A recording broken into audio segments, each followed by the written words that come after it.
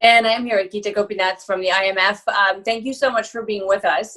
And I want to start, if we could, with where your thinking is on outlook. And I know that you're updating the official outlook, but as you do that, where does the current path of COVID fit in? And I know that's a tough question because it's a moving target, but it feels as though we're seeing a resurgence everywhere. How does that fit into your thinking today?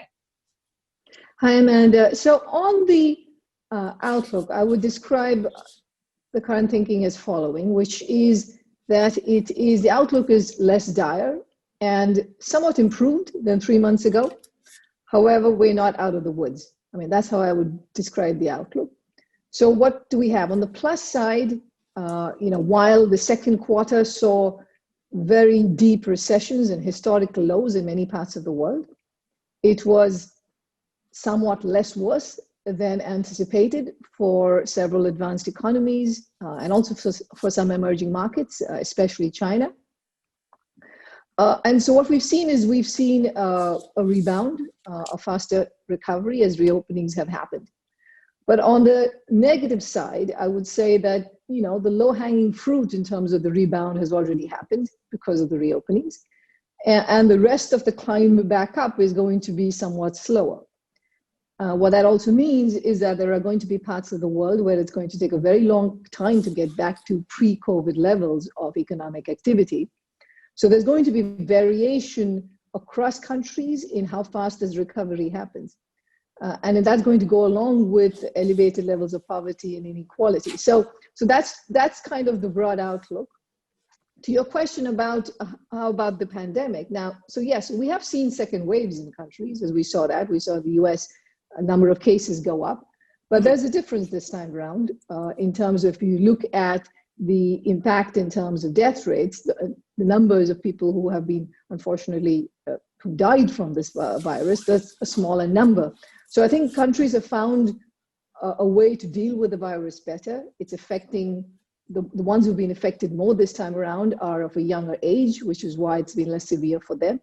So we haven't seen the kind of draconian nationwide lockdowns that had to be put in place in the beginning of this health crisis. So while the virus is there, we continue to live with it. We have seen second waves in many parts of the world. We've seen continuing first waves in some parts of the world. I think we're learning to live better and to deal with it better this time right now. One of the points that you made recently and that we've all observed is that this is an uneven, both the harm that was caused by the pandemic, but also the recovery will be uneven. Some have been disproportionately hit, and that's true inside countries, and it's true, I think we'll find, of course, between nations. Do you think governments are doing a good job, from what you can see, of addressing that fact, that there are whole swaths of their population for whom the job losses were simply sudden and sharp and irreversible, and it's not like a normal recession. It's not a normal stimulus-driven recovery now. Indeed. I mean, let's just point out the different places where you're seeing this uneven collapse and uneven recovery. One is, as what I mentioned, across countries.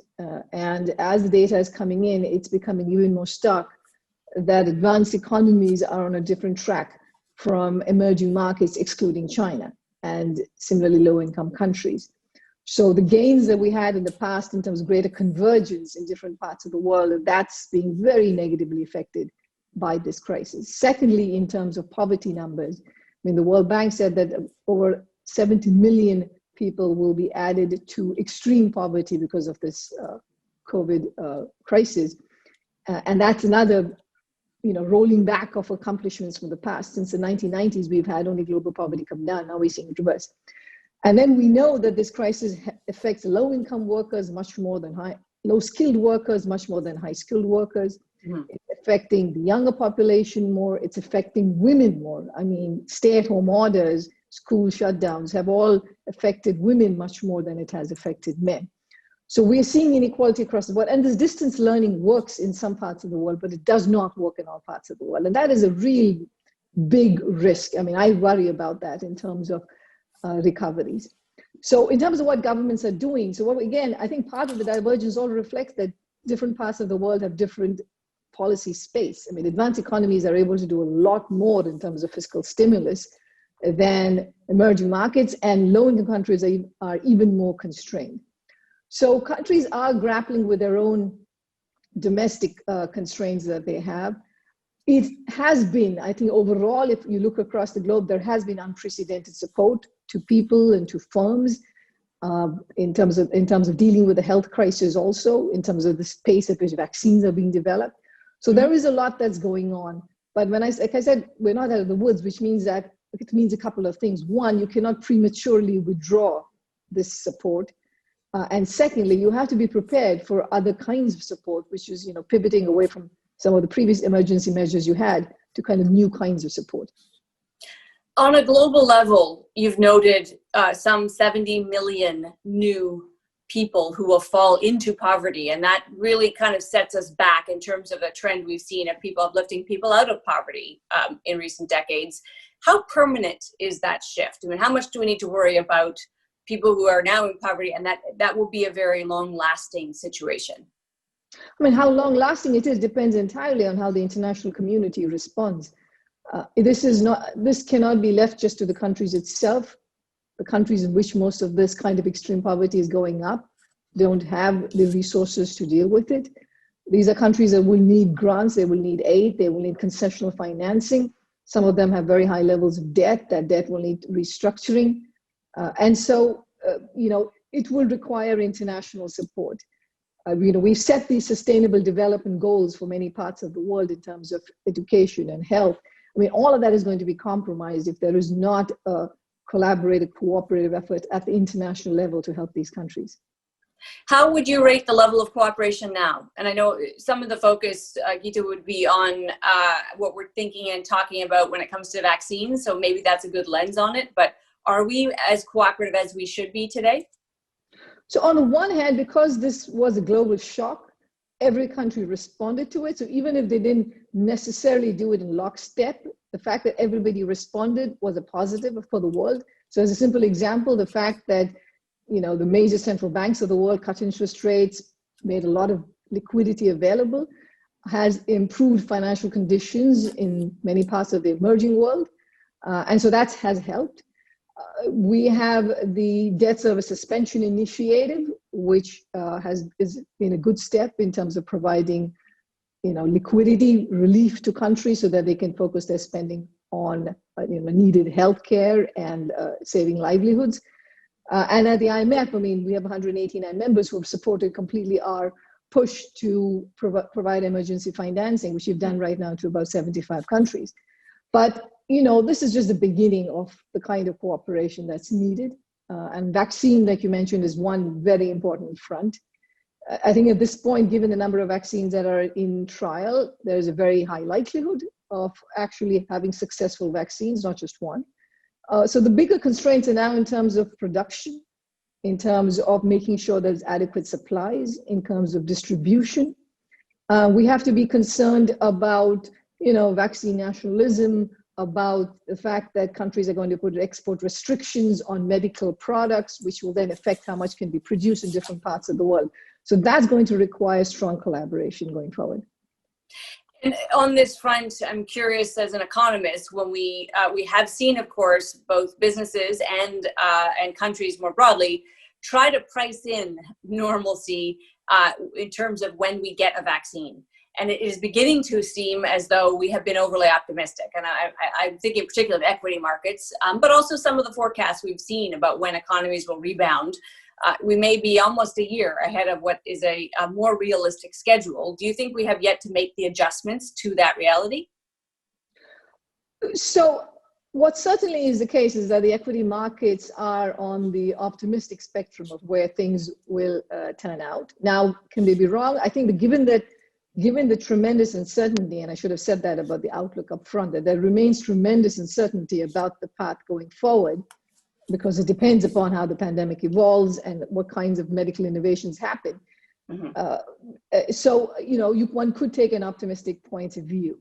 And, given the stock markets are very forward-looking, so the horizon is far more than even 12 months ahead or 24 months ahead, you could consider a scenario where positive. I think what's an important fueling factor is just the low interest rates around the world and the expectation that these interest rates will stay low for a very long time. And I think that's a bit of the an important factor that's explaining some of the disconnect between equity markets and the real economy. You noted recently that one of the challenges that many countries are now facing, I guess if not all, is on the fiscal side. Fiscal stimulus is still seen as the major piece of the equation here, monetary stimulus having done everything it can, and yet we are overstretched, universally adding to our debt, running deficits. Canada is certainly not immune from that. How big a concern, and at what point should it play a larger role in the thinking, do you think, that we may be getting too far down the path of fiscal imprudence? So fiscal policy has reacted appropriately. This was a crisis that required fiscal spending. It's not surprising that when you put lockdowns in place, you're going to get big contractions in activity, but you have to make sure that basic livelihoods and lives are preserved. And firms are able to come back up and operate at some level, in terms of how they were doing in the past. So that requires support. And so you've seen across the board, I mean, this is not just Canada, if you've seen across many economies that have the space, and Canada has the policy space, you have seen a big increase in fiscal deficits, from historical high numbers, and projected increases in debt. I think we have to keep in mind that the counterfactual could have been worse, which is not having spent enough could have worsened the recession so dramatically and therefore hit government revenues even more, that you could have ended up on an even more unsustainable debt path. Now, that said, as we are seeing recoveries happening, and as we are seeing, and as the stronger that recovery gets, and especially into 2021, I mean, countries will be withdrawing some of these emergency measures. And at the same time, they're going to have to put plans in place for medium-term fiscal consolidation. And that is something countries will have to do, while at the same time that they're continuing to use fiscal stimulus, which can pivot to other kinds, which is more in the form of public investment. But they will also have to keep a very good medium-term fiscal consolidation plan in hand too. Many countries are now thinking, maybe prematurely, but thinking about building back better, as the language goes, looking beyond this to almost a kind of a post-war mentality of how to rebuild your economy in a way that sets it up for a better future. All good thinking. How realistic is it? And sustainability is the one. So building green, trying to pivot an economy. And I'm going to ask you to just consider Canada here. Other nations are in the same situation, but energy-focused nations, fossil fuel-focused nations that are trying to do this pivot, how realistic is it in the middle of this emergency when people simply need their jobs back, and their jobs are in the old economy, if you will, to try to think about a new economy? Is now the time to make that kind of a big shift? I mean, that is a very good point. I think the question is about how you're going to deal with these structural shifts and where you're going to get the financing for it, right? I think these are good questions. But like you said, it's about building back, firstly. I think the world is going to be one, at least in the near term, given the tremendous uncertainty, where private investment is likely to be weak, and there's going to be a large amount of precautionary savings. So this is the environment where public investment can be particularly valuable. And so the question is, where should that public investment go? Given that there are very important concerns about climate change and the havoc it can wreak on economies, it is an opportune time, if you're going to do public investment, to make that green. Also, we know that green public investment tends to be much more labor intensive in the sense of creating more jobs. So it serves that purpose too. Now, the transition cannot be overnight. It cannot be something that happens rapidly. Like you said, we're going to have to find a way to make sure that people move towards sectors that are growing, the greener sectors. So this is going to be a strategy where, one, there's going to be a push for green investment, renewable energies, but also in terms of building more resilient economies, right? More energy efficient buildings. And all of that creates jobs. And then over time, countries will have to think about putting a carbon tax in place, because that's the only way to change spending behavior, to change household and firm behavior. So it has to be a carefully orchestrated transition to make sure that sectors that are closing down and workers that are losing jobs find jobs in other sectors. There's going to be retraining, reskilling that's involved over there. But to the extent the public investment is needed, there is a good argument to be made for it to be greener, because that is also going to be job rich. And of course, the jobs of the future are things that we talk a lot about and governments have for some time. I want you just to reflect on the concern, if you have any, around education and the gaps that we may see here. Kids, of course, in this hemisphere heading back to school, there is this sense that there may be kind of permanent setbacks for children who aren't able to get the education that they should have had for, we don't know how long it'll be. Let's call it a year. Could our economies adapt to that? Or is that something we need to be more worried about? I think we all need to be very worried about this. UNICEF had put out numbers, I think in the peak March and April, they had counted that 1.6 billion children, school children around the world, had been negatively impacted. Their learning had been negatively impacted because of the closing of schools. And all countries don't have the digital infrastructure that's needed to be able to do remote schooling. Mm-hmm. Households don't have the incomes to be able to afford laptops and smartphones that you can do this training on. So I am actually very worried about it, because we do know, this has generically been a problem around the world. There was this institution called Pratham, for instance, that's done a lot of work on teaching at the right level. And it tells you one of the issues is that kids keep moving to the next grade, but because they haven't really learned the previous grade's material, they completely fall behind. And I think that's a big risk this time around. And it has to be addressed. What this also means is that in the future, if there's going to be further rounds of this virus, a lot of effort has to be made to be able to continue schooling for children. Mm-hmm. I think that has to be a top priority. We're just about out of time, but I do want to ask you whether, in general, you're optimistic about how we manage through this, and that on the other side of it, we can get to a place where the trends are positive again.